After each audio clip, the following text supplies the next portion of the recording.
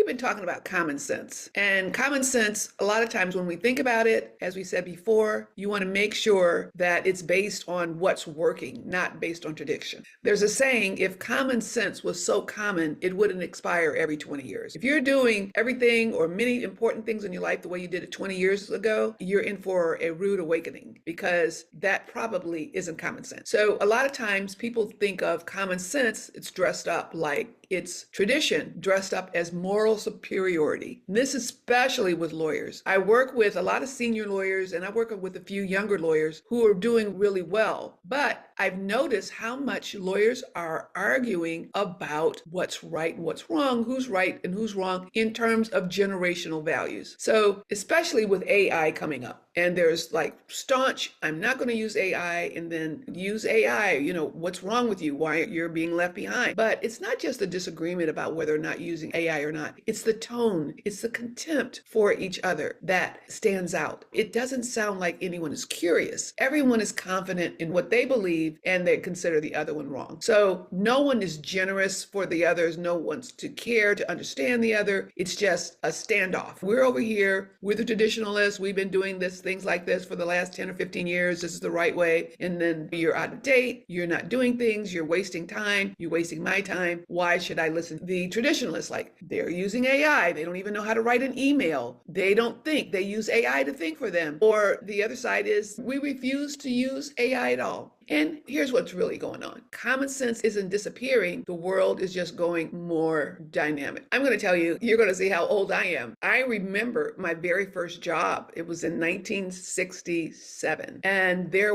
I think we were just getting electric typewriters. I think there's some companies still had regular typewriters. So there was a typewriter, and you had an eraser, and that was it. And if you made a mistake on this typewriter, then you had to erase it. And most of the time, it was not easy to erase, what this type and have it look pristine. So what happened, right? So then you start all over. So the productivity was you were starting over. And I wasn't really good. I was dyslexic. And I was like trying to hide how many times I had to start over, because I didn't want them to see that I was starting over. Then came whiteout. There was a liquid paper, and then there was a whiteout. I forget which came out first. If you think about what's going on now with the computer, think about this was in my lifetime. And so then you take the thing you typed, and then you put this white paper on it, blow on it, and then hope that it would type all right. Most of the time it didn't work. If it wasn't a really bad mistake and you used the tape, I forgot what you call it, that you could use that, and you would just put this little white tape, you go backwards and you type. This was really what's going on. And this was the way it's going. And then there was like shorthand. There was no dictaphone or anything that people gave shorthand. And women went to school. I remember I went to school and learned how to do shorthand. And you'd go in and they did you, and you go back and you type, and then you type on this typewriter, and then you make mistakes, and you were supposed to be productive. Imagine how much longer everything took. So that's when we look at AI today. Like, how many things could you do that,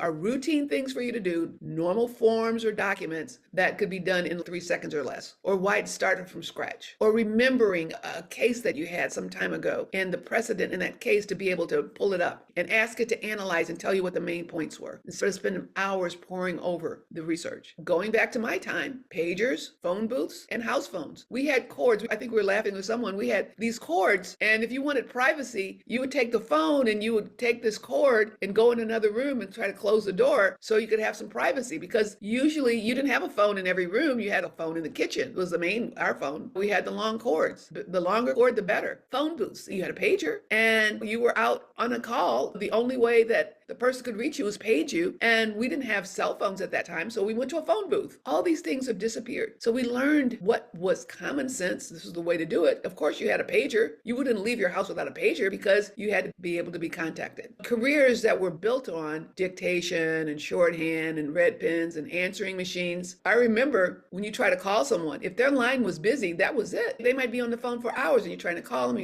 them, and there was no answering machine. So if you didn't catch them in real time, you didn't talk to them. So then there became the answering machine, and then you could leave a message, and then people could call you back. Now it's with us 24/7. When you don't have to answer your phone, people can text you. I have a friend, and he was in India, and he texted me beautiful, vibrant pictures that he took when he was in India this morning, before he's 100 or so miles away. So this is where we are today. I guess what we have that's valuable is we have instincts, and our instincts, when we don't base them on the narrow-minded of being on tradition, we can feel like maybe is there an easier way? Is there something that I need to learn? I remember years and years ago, I used to take self-help courses, and I remember there was a gentleman, I think he was from Israeli or somewhere like that. He had a very thick accent, and he used to say, people are deadly asleep. I mean, it's decades later, and I still remember him saying that people are deeply asleep. We don't want to learn new things. We don't want to get outside of our comfort zone. We don't want to include that in our schedule. And the only way we're going to learn new things is we have to make time in our schedule. And how do you do that? When you're an attorney, you're busy, you're backlogged, and you have to look at it as an investment. We want to find out how to not reject advancement right out. But what is a small way that you could learn to use AI that might help you? And this is where you want to maybe get an assessment, which are some of the tools that we make available so that you can have an assessment so you can see what are the things that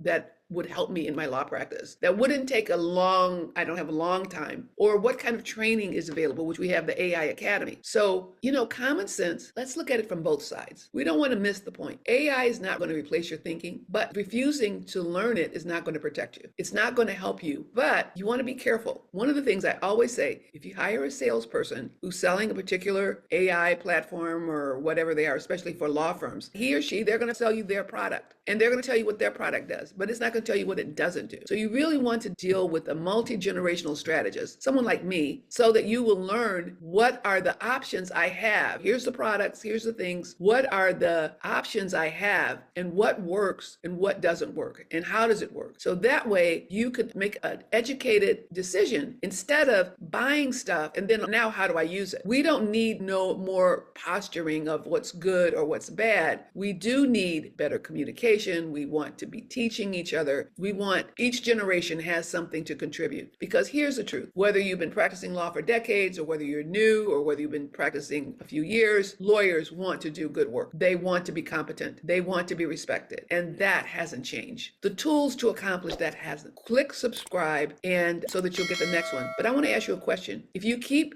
handling these issues about AI and whether of integrating it into your practice, or the younger lawyers to learn how to help and support the senior lawyers, if you keep doing this, what is it going to cost you and what is it going to cost your firm? Where do you want to be 5 years from now? This is important. You can always schedule a call with me. It's in the bio.